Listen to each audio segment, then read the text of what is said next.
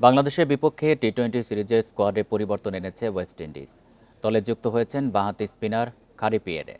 স্কোয়াডের সদস্য সংখ্যা 15 থেকে কমে হলো 14। বান্ডেল থাকলে প্রতি সেনমানিতে টাকা বাঁচবে। বিকাশ সেনমানি বান্ডেল কিনে জিতুন প্রতি লেনদেনে। ভারতের বিপক্ষে টেস্ট সিরিজে আগে চোটে পড়েন পেসার শামার জোসেফ। সেখান থেকে বাংলাদেশ সফরে এসে সেরে ওঠার প্রত্যাশা থাকলেও শেষ পর্যন্ত ছিটকে গেছেন জোসেফ। ইংল্যান্ডের বিশেষজ্ঞ চিকিৎসকের অধীনে তার পুনর্বাসন প্রক্রিয়া শুরুর কথা জানিয়েছে উইন্ডিজ ক্রিকেট বোর্ড। এদিকে লোয়ার ব্যাক ফ্র্যাকচারের কারণে খেলা হচ্ছে না আরেক পেসার জেডিয়া ব্লেডসের। তাদের বিকল্প হিসেবে ওডিআই দলে যুক্ত করা আকিল হোসেন ও রেমন সিমন্স থাকছেন টি-20 দলেও। তাদের সঙ্গে যোগ হলেন খারি পিয়েরে।